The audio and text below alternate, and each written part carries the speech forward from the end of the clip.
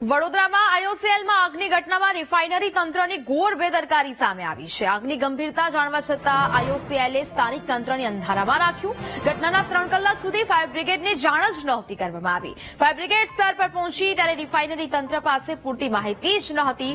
Refinery તંત્રએ fire બ્રિગેડને technical માહિતી આપી જ નહીં। આઈઓસીએલની ફાયર સિસ્ટમ પણ ઘટનામાં ફેલ થઈ। વડોદરા ફાયર વિભાગે સ્માર્ટ વર્ક કરીને હજારો લોકોનો જીવ બચાવ્યો। પોલીસે પણ જુદા જુદા પ્લાન્ટમાં 6000 કર્મચારીઓને બહાર કાઢ્યા હતા।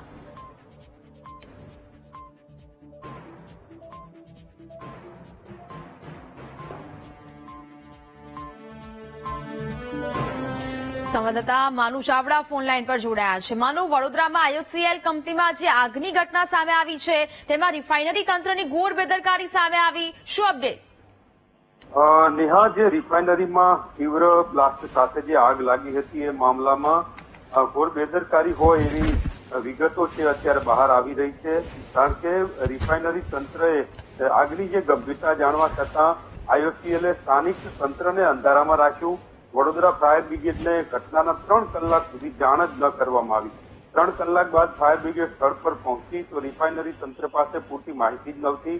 ટેન્કની થિકનેસ, આગ લાગે તો તેની જ્વાળા વધુમાં વધુ ક્યાં સુધી જઈ શકે તેવી ટેકનિકલ માહિતી ફાયર વિભાગને આપવામાં ન આવી। ખુદ આઈઓસીએલની ફાયર સિસ્ટમ નબળી સાબિત થયું એવું લાગ્યું। મોડે પહોંચેલી વડોદરા ફાયર બ્રિગેડની ટીમને સ્માર્ટ વર્ક કરી અને આગ બુઝાવી। જેને ઘટનાથી અજાણ રખાયા હતા તેવા વડોદરા ફાયર વિભાગે હજારો લોકોના જીવ બચાવવા માટે ઘટના સમયે પોલીસની મદદ લઈ અને જુદા જુદા પ્લાન્ટમાંથી 6000 જેટલા કર્મચારીઓને બહાર પણ કાઢ્યા હતા। આમ ફાયરની ટીમે પહોંચી અને તાત્કાલિક સુરક્ષાના પગલાં લીધા અને કાર્યવાહી કરી, પરંતુ 3 કલાક સુધી તંત્રને અજાણ રાખવામાં આવ્યું અને એના કારણે આગ વધારે પ્રસરી હતી। જી નેહા। બિલકુલ માનુ, જાણકારી બદલ આપનો આભાર।